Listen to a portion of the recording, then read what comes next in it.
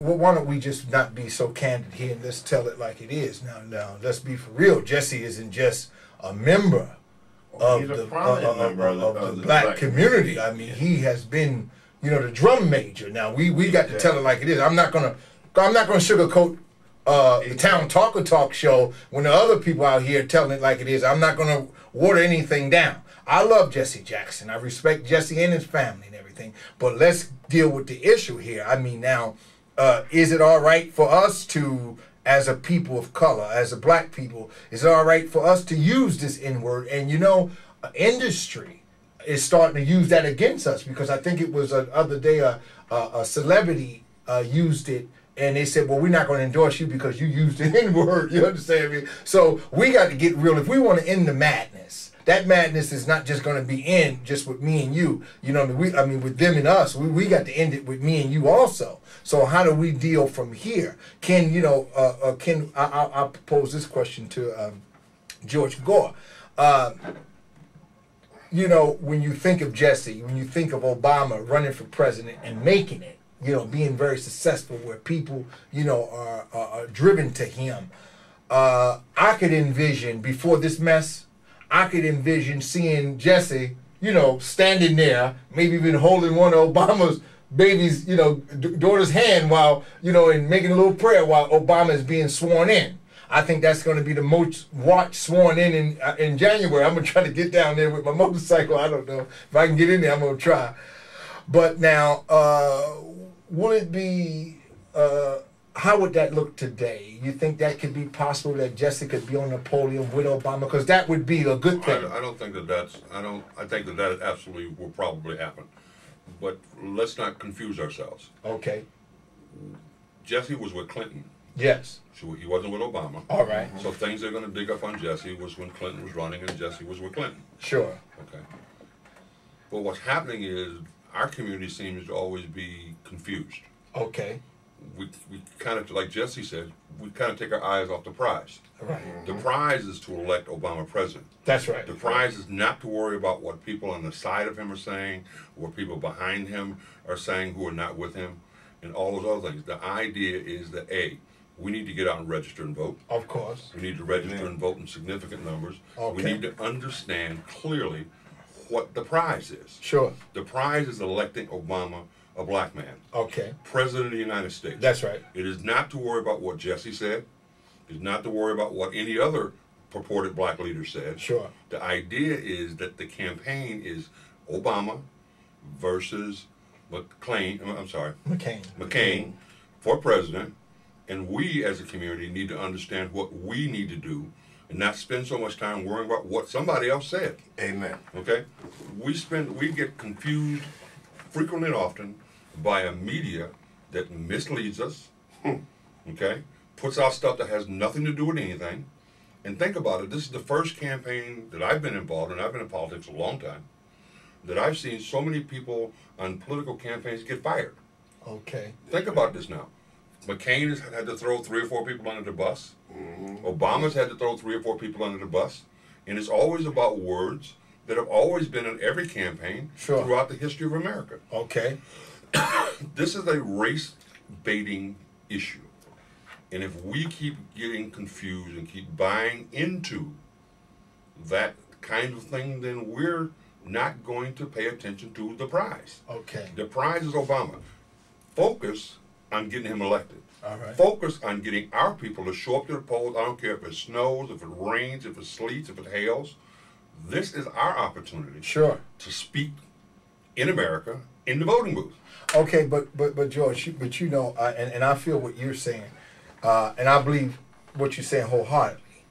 But again, the way that the black community was in uproar about the words of Don Imus, I don't have to repeat them. Everybody know what he said, and you know, I mean, people went crazy. They wanted him off the radio. They wanted him off of this, that, and other. And to hear one of our icons come out with other words similar to that, and then talking about the other, you know, more words are supposed to be leaking out, because they're going to leak them out eventually. How should we get along? Should we get along?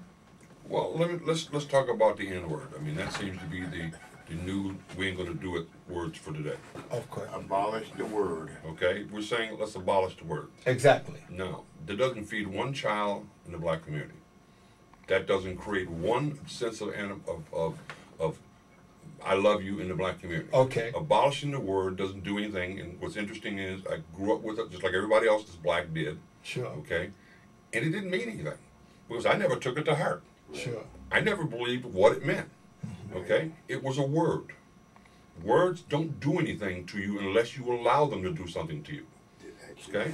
We're the only nation in the world, the United States of America, that has a derogatory term for every single entity, be it Japanese, Chinese, Italian, Polish. We got a slang nickname for every single one of them. Yeah, and I think the that only nation in the world that does that. But George, I think that one reason, and I understand because I have a Japanese motorcycle, and sometimes I take it for service. People they say, well, you know, he got a Jap bike, and I correct them. I say, you know, my bike is Japanese, it's not Jap. Yeah. You understand? And I understand as a younger person that what that word mean. I mean, like. Because when I hear the N word, I relate it to someone being pushed out from doing something that they may want to do, you know, segregated against, hung on a tree, beat down. But I do know, and I've been in the company of a lot of us, you know, and even professional us, that we seem to use the word quite frequently. I remember being with two educated women that work at Essex County College in Newark. Cat Williams' last show was on HBO, used the word frequently and said on the show that I'm going to continue to use it because I want to. Now here's an entertainer who's a comedian who said, I ain't got no problems with this word, and I'm going to use it. Well, and guess what? His album went platinum. Platinum now, word. Who's the fault? Right. The people that buy the album. Okay, and it ain't other folks. Right. Folks who look like me and you. Exactly. So I'm saying we support the word, but then we don't like the word. Right. We're running around talking about, oh, it's bad, but we spend our money on it. Sure. We spend our money on rap songs that have it in there all the time. Exactly. There's 2 rap songs that just came out that's got it in there. Yes. And we spend our money on it. Right. So I'm like, who's zooming who? I mean, Right. That's the question. Who's zooming who? You know, there's definitely a bit of confusion that's going on in the black world. I was listening the other day to The View, you know, because I'm in a talk show thing. So I listened to The View, and I heard Whoopi Goldberg that was defining African American. You know, she was saying the many names that we were called, and she had defined the name African American because she was talking about Sidney Poitier. She said, well, he's Caribbean American because his ancestors would come from there.